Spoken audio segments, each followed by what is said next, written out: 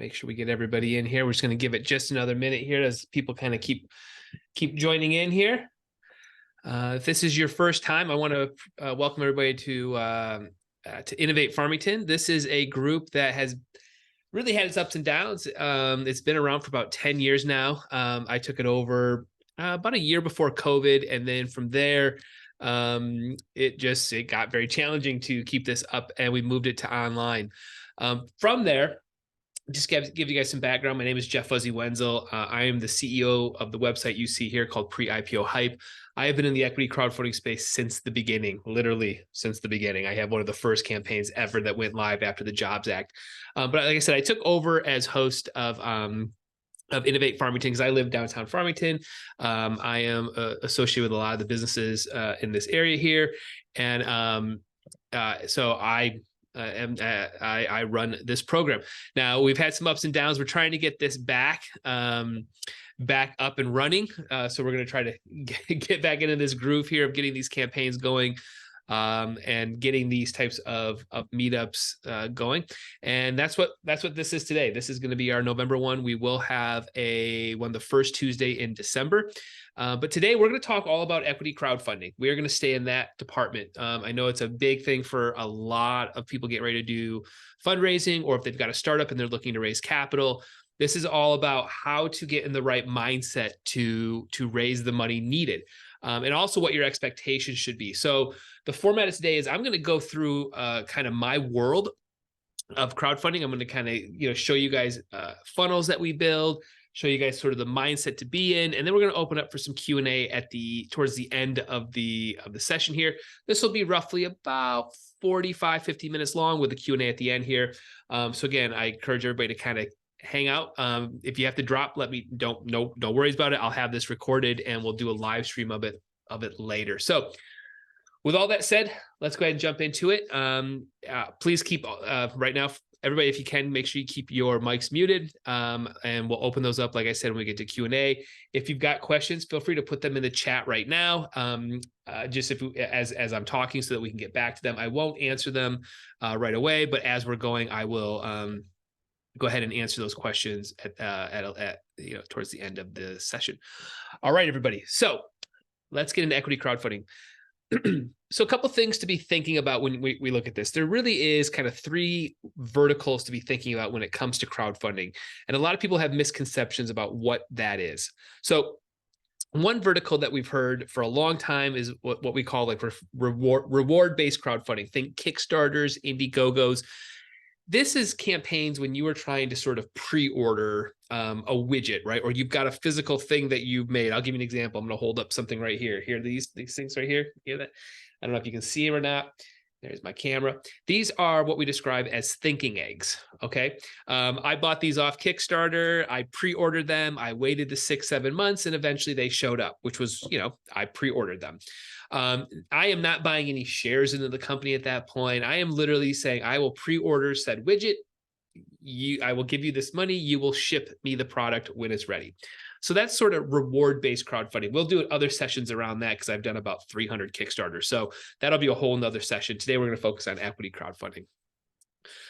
Second sort of vertical in crowdfunding is what we kind of see as this sort of charity based, like a GoFundMe. Something happened to me, my friend's house burned down, we're trying to raise some money for their insurance, whatever it is. That is sort of a donation based type of crowdfunding. I'm asking everybody to put $1 in the hat. That money then is given to somebody. Now there's crossovers between reward based and this donation based. But really, I think GoFundMe, when you start to think about the model of like donation-based crowdfunding. The vertical we're talking about today is going to be an equity crowdfunding. This is going to be platforms like WeFunder, Start Engine, Republic. These are all built on, I am buying shares into the company. So these are a private offering that I can literally invest in the company. Big differences between this and like a Kickstarter. This is highly regulated by FINRA and the SEC. I am purchasing stocks basically from your company. So again, lots of rules and regulations around what you can and can't say in those types of deals. Also, in terms of the exemptions that can happen, there could be what we call a Reg A, a Reg D, a Reg CF. So really have to be kind of focused that if you're going to get into this type of crowdfunding, you really, really want to make sure that you are aware of what you're getting into. Now, the other challenge here when it comes to like the equity crowdfunding space is what you're doing here is that you're not so much selling the widget of what you do, you're selling the investment opportunity of what you do, right? You want people to be excited for the vision of the company or the vision of the CEO of the company, and that's what we're going to be investing in. So that's what we're going to focus on today. We're going to focus as if you guys are you have your own startup, you're thinking about raising capital. You don't really want to go the venture capital route, you don't even really want to go the angel group routes. You want to kind of take this message to your community and have them invest in your company. Now, a couple things to note here too is sort of the ceilings of what a raise is. So typically in a Reg CF campaign, which is what the most of these types of campaigns are, this is going to be where your We funders exist, your start engines. Here, let's pull up a start engine page right now. So these are going to be your Reg CF campaigns. So let's just go down here and open up one here. So typically in these types of deals, the ceiling for most companies is going to be about $1.07 million. Now you can raise more than that. You can raise up to $5 million, but for most, the ceiling is going to be that $1.07 million mark. Now that's going to be in your Reg CF offering. When you get into Reg A's, you could do between 5 million to 25 million. Then you can do a Reg A plus, which is 25 million to 70 million. Most companies are not that I'm dealing with are not working in that ballpark there. They're in the, $100,000 to $1.07 million. That's kind of the ballpark they are. But these are typically what Reg CF campaigns are going to look like. You're going to see you've got a valuation, you're going to have a minimum investment, the total raised, how many investors, your price per share. You're going to have some sort of video aspect or video element, I should say, of the campaign. And then you're going to, depending on the portal that you work on, you're going to provide this information, get the page built out. You'll have your team section, headquarters. So again, there's a lot to get into this, but this is, again, just top level what a equity Reg CF campaign is going to typically look like. Now, like I said, there's different portals. We Funder is a portal. Start Engine is a portal. Republic. These are referred to as portals. What you're looking at here is what we refer to as an offering page. Now, there's going to be a lot of words that I'm going to be using that can get quite challenging. And for me, it's very easy. I can just kind of spit these things off because this is my world here. If you're struggling with sort of the vocabulary of this space, I will recommend kind of going over to our website here. I've got a chat bot that you can respond back and forth and ask these questions if there's a terminology. And this chat bot is constantly getting smarter and smarter, and it pulls all the information from our blog. So our blog is constantly getting updated with new content. So there's almost a blog for every sort of variable that you can think of. So again, you can go here, type it in here and find that information. So I just want to make sure that you guys know that that's a resource for you as I'm talking. So again, you can see all kinds of different campaigns here. A lot of people are raising capital. Some do really well, some do okay. It's super, super challenging to raise money this way. I want to make sure I'm crystal clear about that. One of the biggest misnomers or mistakes that we see a lot of issuers make is that they think getting on the portal is the challenge, and it really isn't. Getting up and on one of these things, it will take time. You've got to have audits. You've got to be in business for 2 years. You've got to have a bank record. You should be in the United States if you're going to run one of these campaigns. But really, it's about building that crowd and that community. And that's what I focus on, is how do we get this community ready to actually fund you? So again, getting on the portal, it takes work. There's no doubt about it, but you really want to make sure that you've got a community built that is excited to jump on and invest in the campaign. So that's kind of the basics of what we're looking at here, right? Of how to get one of these campaigns off the ground. So let's now really focus into what does it take to actually launch one of these campaigns here. So we're going to go through personas, the funnels, touch points, just kind of the overall top arching headspace to be in for these types of raises. So first thing, we're going to talk about personas. There's only 4 different personas in every single Reg CF, Reg A campaign. Persona number 1 is going to be people that know you personally, but have no idea what you're talking about. They've never heard of Start Engine. They've never heard of WeFunder. They've never heard of these things. So what you're looking at here is a Figma that I use. If you're not familiar with Figma, really helps with kind of mind mapping. And this is the first persona that we want to look at, right? So we want to fill out this information. So again, let's imagine these are people that know you, they're first degree contacts of you as the CEO of the company. Well, what interests do they all have in common? What influences, goals, pain points? Outside of them just knowing you, they are still human beings. Like what would make them want to invest? And most likely it's going to be that they know you personally. So again, that's that first persona. But you have to imagine what you're asking these people to do is to go to a website they've never heard of and put their social security number in.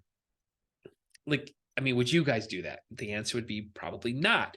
So again, this is designed for, how do you make it easy? How do you educate your first degree contacts to know how to invest, how to go over to one of these campaigns, click the invest now button, make an account, or add it to the watch list, or watch for your updates, right? All these little things that kind of happen in a campaign. We want to make sure that that first persona totally understands it. So that's the first one. Second persona is going to be people that know your brand, know you personally, but also know how equity crowdfunding works, the mechanics of it, right? That audience for almost every issuer I work with is going to be very, very small, like 50 people, maybe 100 people, right? Or these are the people that come and support you very early in your campaign because they understand it. They're excited to get on board. So that same persona, you're going to want to figure out their interests, their influences, their goals, all these sort of pain points. So again, this is what we're going through right now is an exercise that I want every issuer to do before they do a raise, figuring out these personas. Now, the third persona in these types of campaigns are going to be people that know how equity crowdfunding works, but have no idea who you are, right? So let's theoretically say I put you into my newsletter and it goes out to 8,000 investors. Great. They know how crowdfunding works. They know how investing works. They've never, ever, ever heard of you. So that's one touch point is all that is. That one time they heard about your project. This would also be what we would describe as like the investors who are on these portals. So again, there's going to be some subset, maybe 20, 25% of the investors for your your total raise will come from the portal. Right. So, let's just say 75 investors may have came from, from Start Engine. Well, they know how Start Engine works. They just don't know who you are. Right. So again, there's going to be some subset of people in that third persona. And then the fourth persona is people that don't know you, don't know your brand, and don't know equity crowdfunding. So here you're thinking about, meta ads or TikTok ads, right? Where you're trying to get awareness, but that's a really, really, really big lift for most issuers to have to teach them who you are, why you're investable, as well as how the portal works.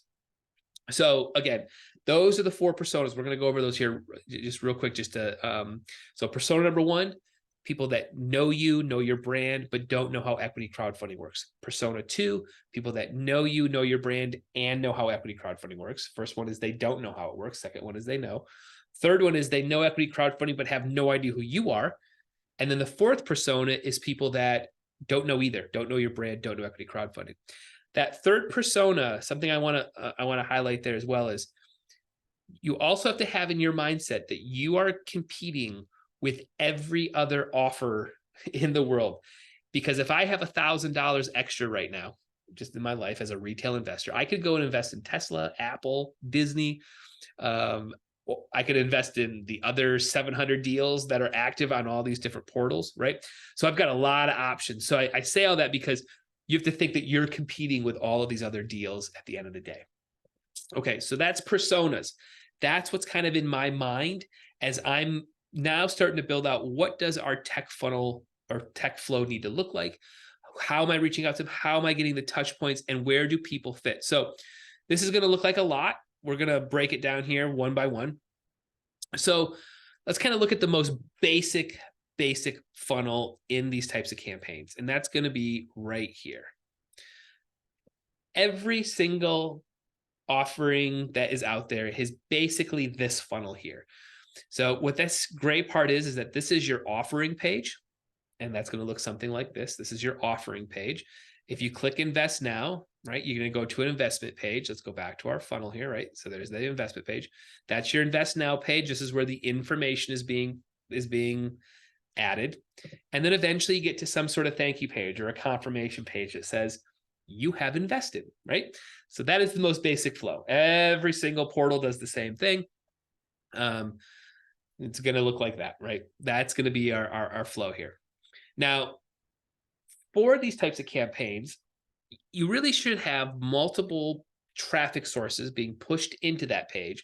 And what you're optimizing in this funnel is, if I send traffic to this page, do they invest? If I send 1,000 people and I get an investor, there's your conversion rate, right? You're sending that traffic. Now, what I like to do is I want to make sure that my personas make sense, right? So if I look at sort of this investor data, right, it all starts with the data. Who am I reaching out to? So for this narrative, we're going to say I'm reaching out.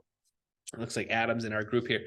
People that know Adam, right? So this is first degree contacts, maybe in LinkedIn, emails, past people he worked with.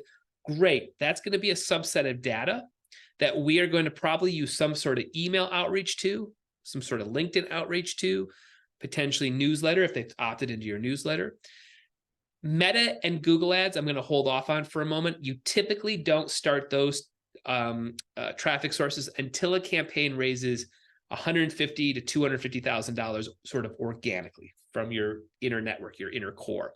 So for here, we've sourced some data. We know who we're going to reach out to. Now, how do we reach out to them? So let's start with LinkedIn. So this is where I strongly recommend, and we're going to go over this tool a little bit more, but there's a phenomenal tool called Relaxy that I use. And what happens is that you can see on my left here, you're looking at mine, but this is what it looks like typically for an issuer. So I'm going to have my different prospects over here. So you can see I've even down here, I've got my past contacts or my first degree contacts are in here, or leads that I've reached out to.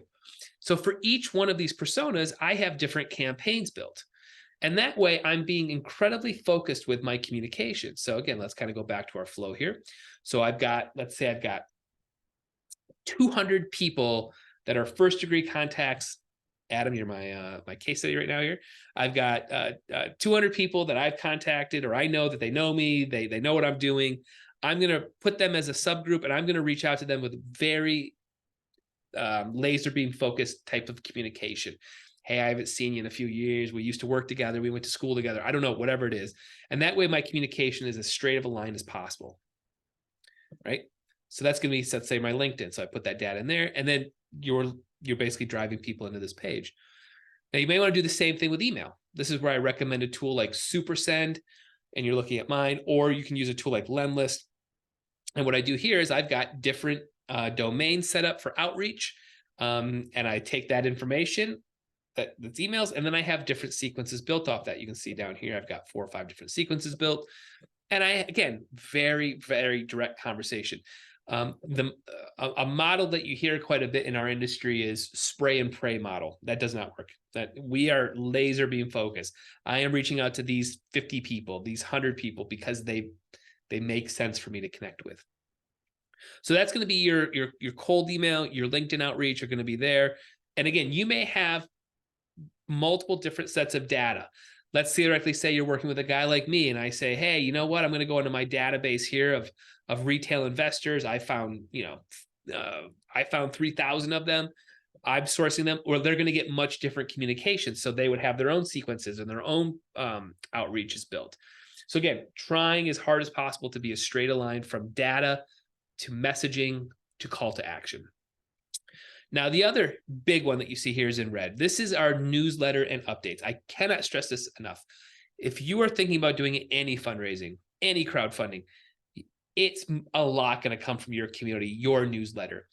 Kind of some data points that I try to get to is I want to get to about 10,000 people on my mailing list, meaning that they have signed up, they are in my world.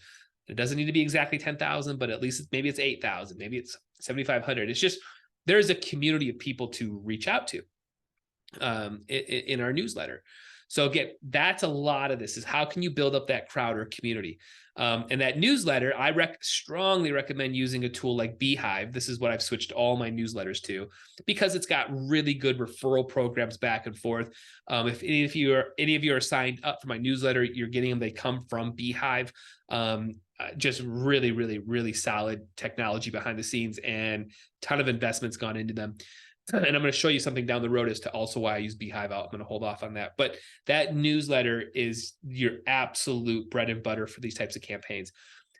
Also, since I'm typically working with a lot of startups, we don't have the big budgets for paid ads, right? So if you think every time I need to reconnect with somebody on Facebook or Google, I got to pay them to retarget them or remarket them. Once you get them into your newsletter, you could technically send an email every day if you wanted to. So again, newsletters are incredibly, incredibly important for these types of offerings, or really kind of, I think, any business at this point. It's the most tried and true method. It's not going to go away. Yes, inboxes are getting more and more busy, but it's a straight line of communication at the end of the day. So let's go back to this. This is kind of our most basic funnel. Taking data, driving in with email, LinkedIn, Meta ads, and Google ads once a campaign hits about 150,000. And then you've got your newsletter firing off. Hey, you can come and invest. So that's going to be your most basic funnel that we look at right here. All right, so let's go ahead and start moving to the left here. So if we move to the left, our second most important funnel is lead generation. And that is what I like to, I focus on a lot in these types of campaigns. If there is no crowd, there is no crowdfunding. It is that simple. So if you come to me and say, hey, Jeff, I want to raise $1 million. I got 75 people on my newsletter. I'm going to tell you to go away or hire me to do lead generation. And not just any lead generation. We need investors into your database. So you're going to see a lot of these flows are similar, but there's different strategies behind them. So this one, we're going to go right back to and where are we pulling that investor data from? Whether you're working with me, you're sourcing it yourself, you're working, even a third-party platform may give you some data, or you have some data. You're going to go right back to the LinkedIn and email. However, in this scenario, you might turn Meta ads on sooner, Facebook, Instagram ads, because you're optimizing for leads. You are driving traffic into your website. You want them to opt in. Once they opt in, that data is going to go to your ESP, which is your MailChimp, Klaviyo, Beehive, hopefully. And then from there, I want to send people on a 20 drip welcome series over the course of a month to a month and a half. Basically, we are slowly dripping out nuggets. If any of you in this call have ever invested, I can almost guarantee none of you invested after seeing something one time. You did a little bit of research, you dove in. Who is the founder? Is my money safe in this deal? You've really have to warm these people up before somebody jumps in and decides that they're going to invest. It is just that simple. So again, now on these lead gen, I'm also going to do stuff here too. You're going to hear me. I'm going to be a broken record. We want this to be a straight line. So I might have 10 different landing pages based on the persona. So again, I'm going to go back to add my guinea pig here. Let's say we're doing lead gen and you want to get more of your contacts to opt into your world. So I may send people to your landing page that has you at the top of it, right? Like, or a picture of you, or whatever, like the page is designed from your aspect, your front and center in that. Just so that people know, oh, that's why I'm signing up for this. Adam told me to sign up. That's why I'm here. So again, data goes in, right, into here. Outreach goes on. They opt in.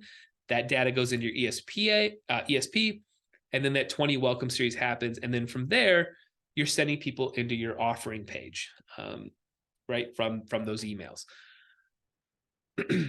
So that's funnel number 2. We are looking for first name, last name,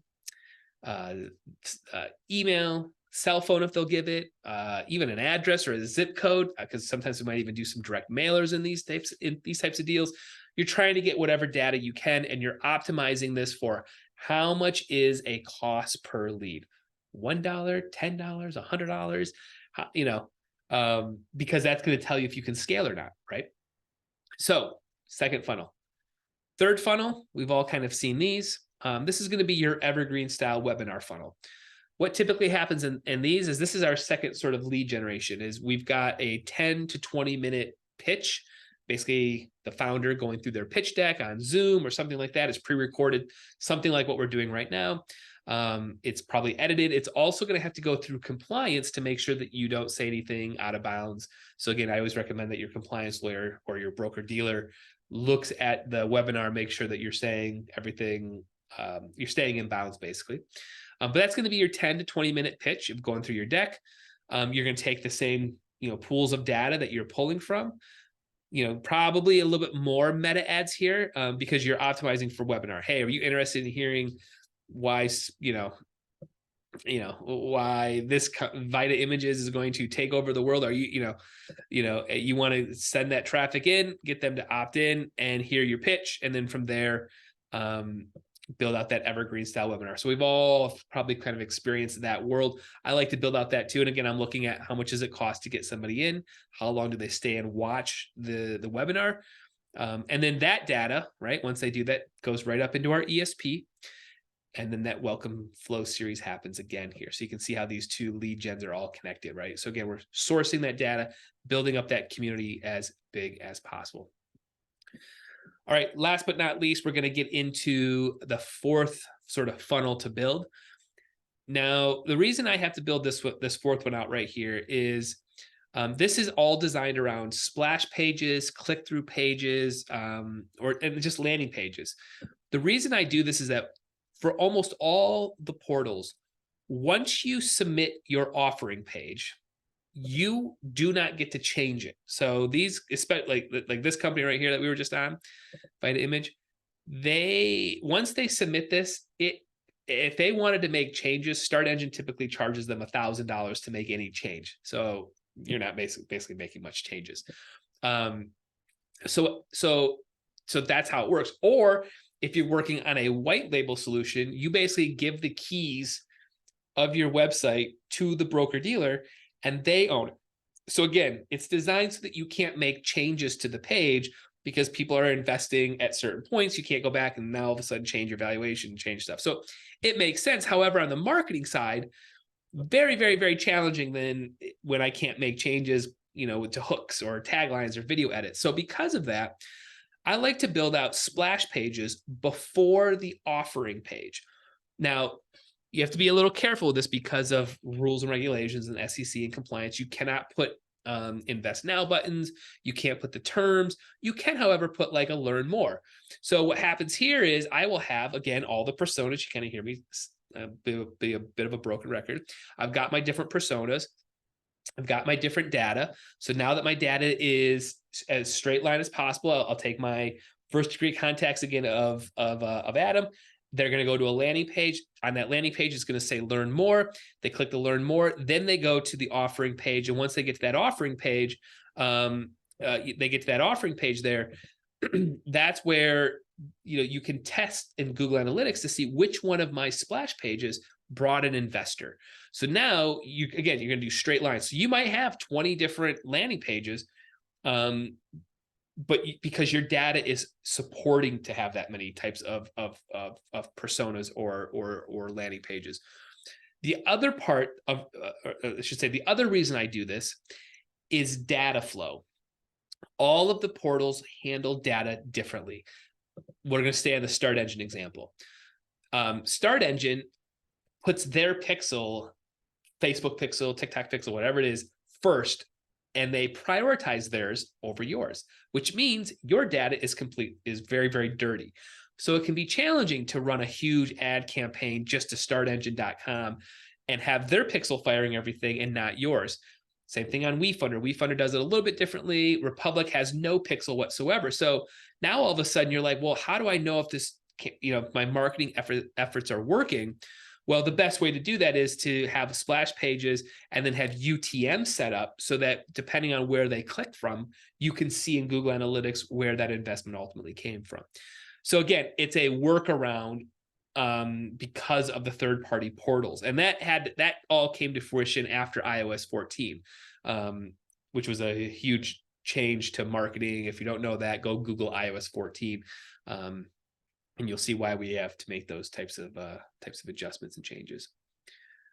So those are the four funnels. We're going to just kind of go over them real quick again here. So first funnel is going to be your offering page funnel, traffic goes in, they either can invest right now, right? That's your basic funnel. Second funnel is going to be our lead generation funnel. Third one is going to be another version of lead gen, but your evergreen webinar. And then the fourth one that we were talking about is going to be click through or splash pages up here. Okay. So we've talked about our 4 personas. We've now talked about the 4 types of funnels that kind of have to be stood up to get people kind of flowing through your world to get those touch points. Now what we want to look at is thought leadership. That is the second biggest component when it comes to why on earth would anybody invest in you right now. And if you are not out being active, especially on LinkedIn, and that's what we're going to focus on mostly right now, it's really hard for people to feel comfortable investing. For, I would say, 80-85% of businesses right now looking at equity crowdfunding, the investment is more in the CEO than it even is the business idea at this stage of the game. I'm investing in, who are you? Is my money safe in this? Have you done this before? Have you exited other companies? Have you grown other companies? What is your background? So if you're not providing that type of sort of air coverage out there, it's just really, really, really challenging. So I do thought leadership all the time. So if you guys, we're going to look at my behind the scenes. This is all my behind the scenes. There's no bots. There's no funny business. If you guys leave this call or leave this Zoom and you go, that guy was full of you know what, and you follow me on the internet, you follow me on TikTok, you follow me on LinkedIn, X, Meta, it doesn't matter. I post this stuff all day, every day. I see Victor in here. Victor, you've been around, I don't even know, 7 or 8 years. I think I've been, maybe less than that, 6 years, whatever it is. I've been doing this stuff. This is what I do day in and day out. I am in the weeds on it. Well, whatever vertical you're in, you need to have that same sort of energy and output around content. And it's not about going viral. It's about consistency of when that person wants to meet you, you're there. I describe thought leadership as very similar to like canvassing door to door. Today's election day. You door to door in certain areas, regions, zip codes based on past data. So when I'm saying, hey, we're going to reach out to these types of investors, it's because they have some sort of pattern. We're going to go knock on their door. Well, if they open the door and you walk through the door, thought leadership is, I have something to say. I have something to impress you by. This is why you should do said X, Y, and Z with me. So what you're looking at here is, again, this is the behind the scenes of my LinkedIn. You can see I have steady growth almost every day, new followers. And again, I have some posts that do very well, and then I have others that just kind of peter out and don't do much, right? And it's okay. It happens. It's the algorithm world of social media, but the point is to be consistent. So if we look at my queue here, you can see I should be loaded up probably. I do 2 to 3 posts per day. So let's go ahead and click on this. Let's see here. Yep. So I've got 14 posts scheduled. You can see there they are. But what I'm also doing down here is a couple of really unique things. So one is going to be engaging. So let me click on this button here. So what this tool is doing is I'm going to load up pools of investors or people that are in my industry. Again, once I build the tool and set it all up, now the stuff is all happening here. So, and what this tool does is it's going to go out and find people that are in my sector or my vertical that I should be connecting with. So I'm going to actually do this right here. So you can see I just clicked on this button here. This guy, Mark, 20 minutes ago posted this.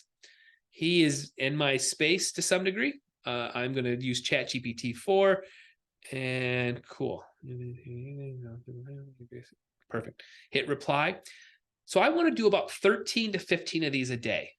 That gives me about 100 a week, 100 engagements a week. So what happens is I now start seeing their posts, they start seeing my posts. So you can imagine if I were to load up, let's say 500 investors, I go to my investor group and I say, hey, we're going to go to this. I got a robotics company. Here's Solar Robotics. These are past investors from this company that we worked on. I got 277 people in here. I've got their LinkedIn data. There it is. I got their emails. Great. We got data to start with, right? So we go back over here. I'm going to upload them into the people section, and we're going to start engaging with them, making this a two-way conversation, not a one-way conversation.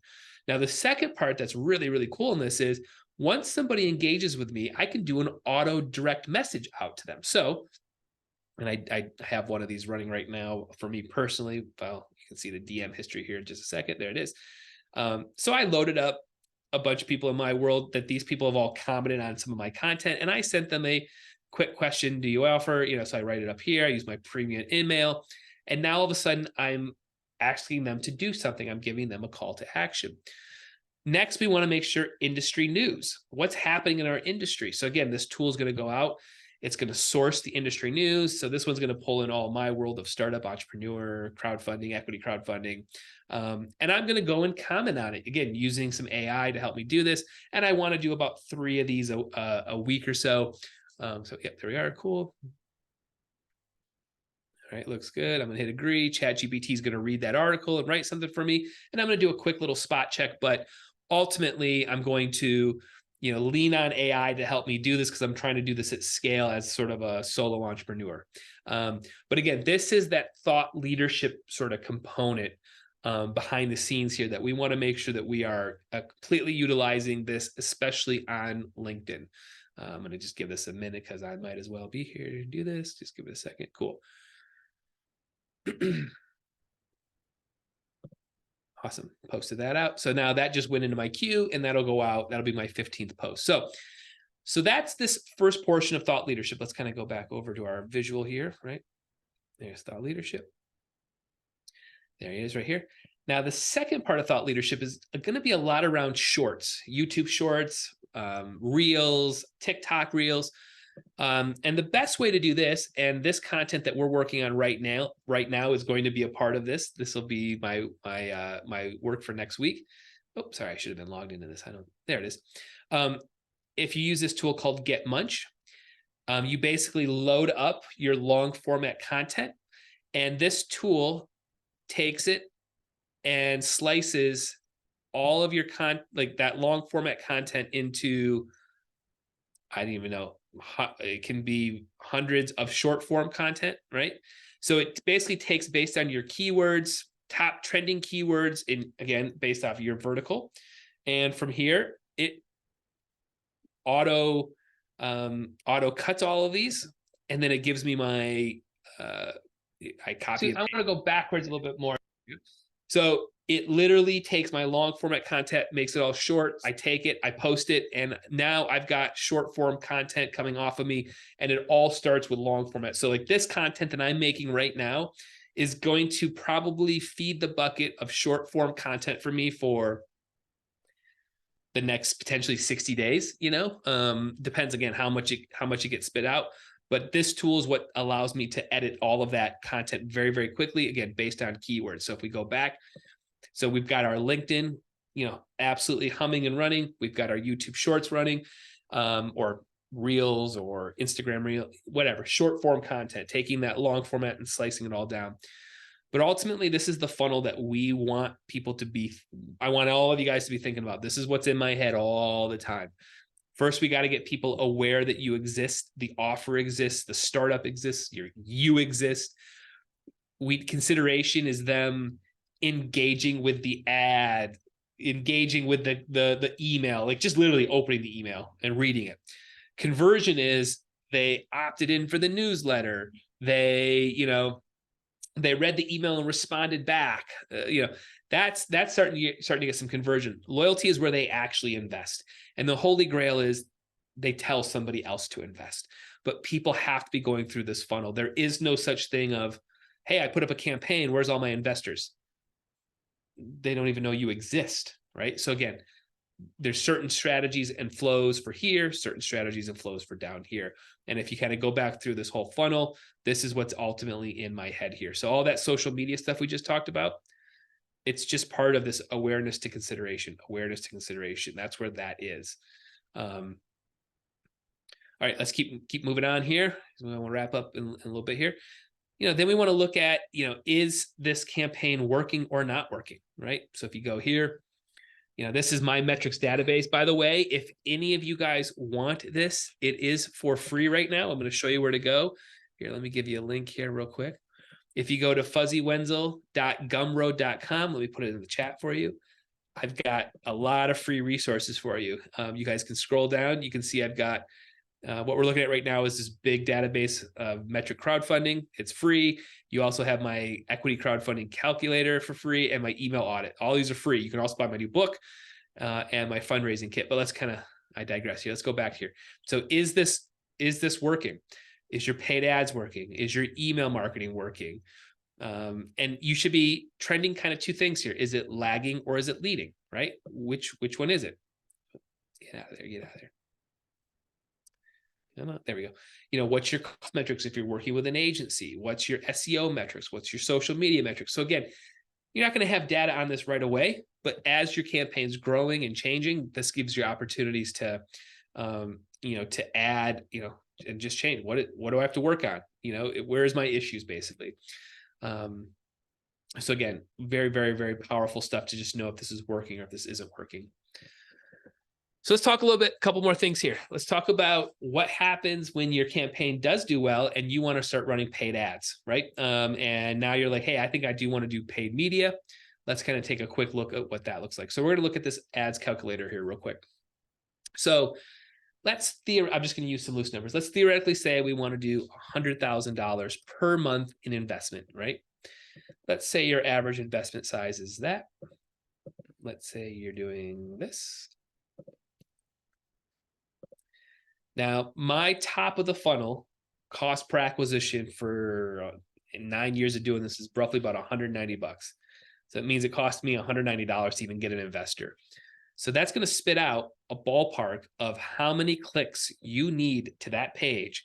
If your average investment size is $700, you need to be spending, let's just 30K, let's round up. You need to be spending 30K a month to have even the potential to raise 100, or just to have that many clicks and traffic through the page here. Now, where these campaigns go south is when this starts to happen.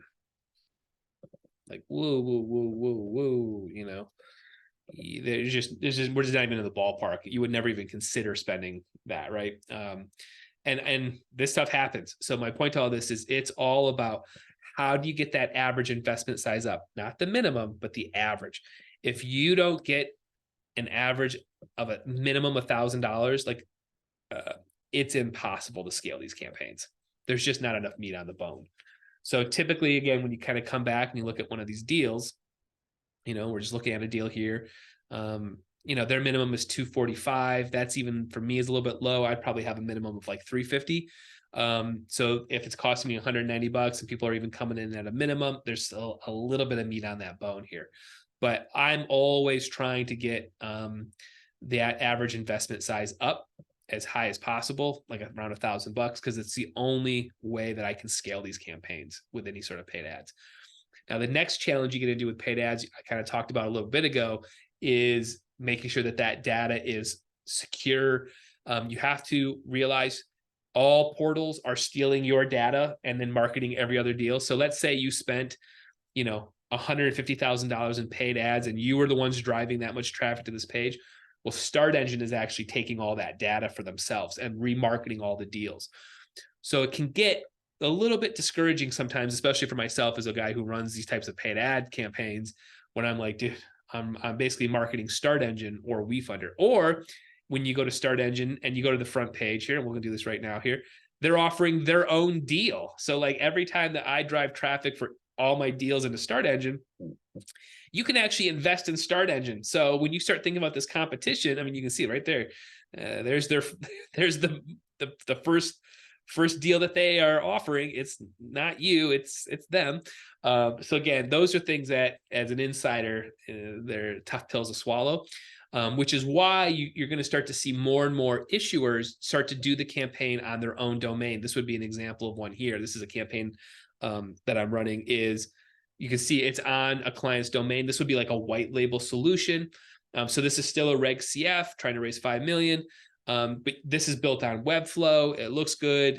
It's not a stock template.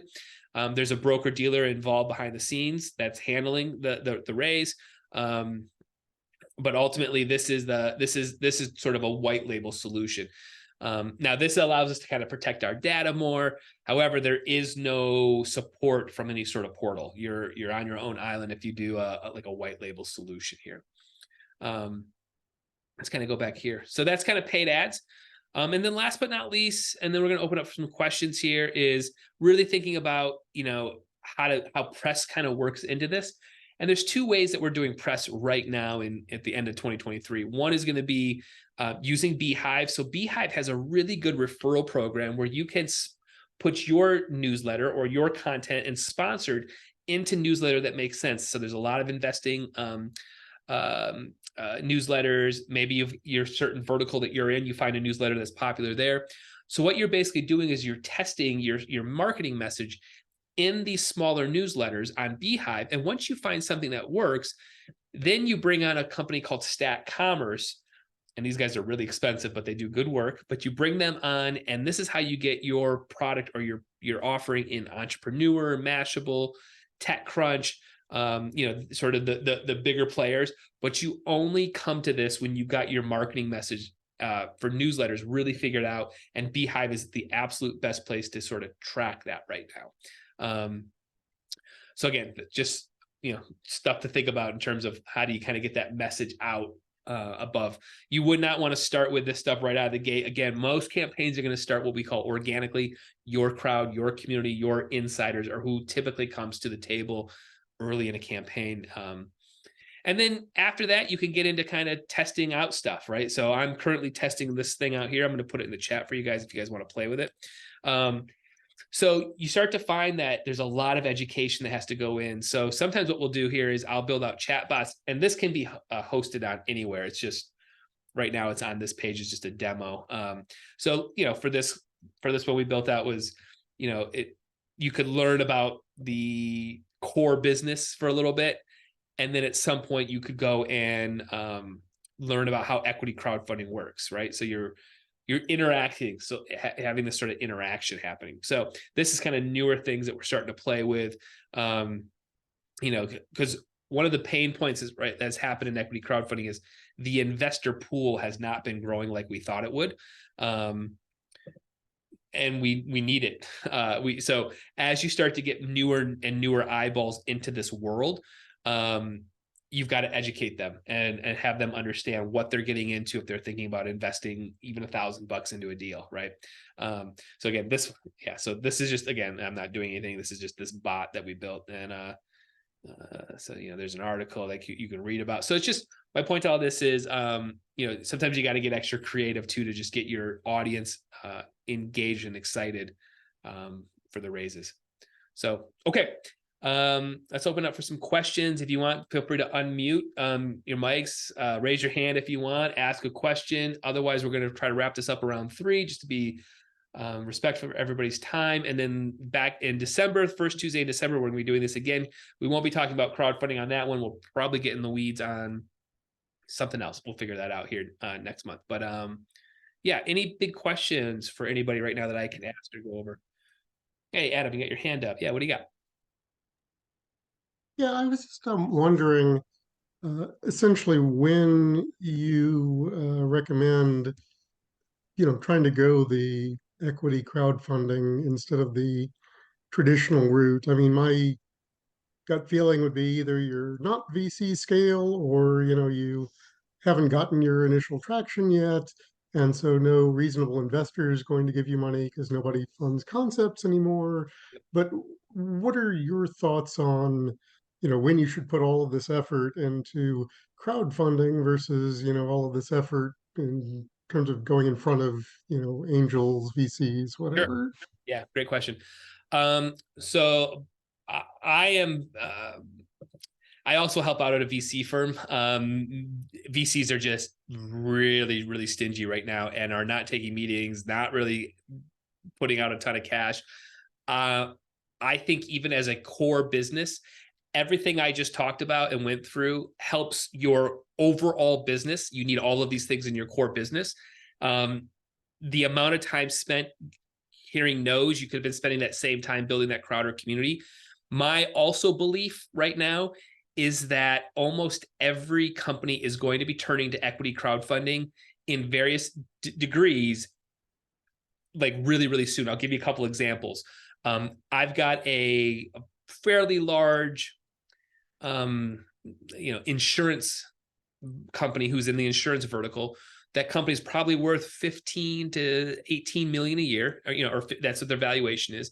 They want to go out and raise about 15 million for an acquisition of another company. So they talked about just going and, just going to a VC or trying to go that route. And then when I kind of talked about, we'll do a Reg A, and it's more of a community round, and they're going to go and they're going to try to get their 15, 16 investors who have already invested in them all come to the table. They're going to clean up their cap table doing this.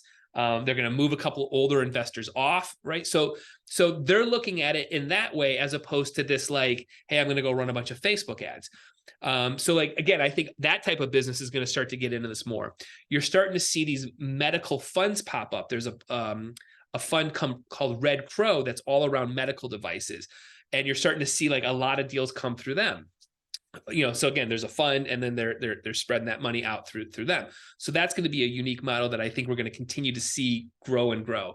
But really, I think for every business, this is where you're going for fundraising. You may start with a Kickstarter if you're a product and just say, hey, I want to go and raise, a little bit of capital just to kind of prove market viability there. Then you may come to here. And I also tell most issuers, think multiple campaigns, not just one campaign and all your money coming in. So most campaigns are going to raise $175,000 to like $300,000, right? Well, that's obviously not enough for all your money, but or for all your raise, but that's just that round. And then you come back and you do a round two, maybe 18 months later, or every year you're doing a raise.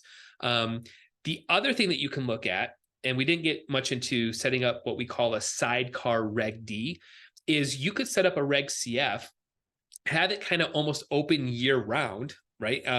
You could do it on your own domain if you wanted to. So it's just kind of like always there.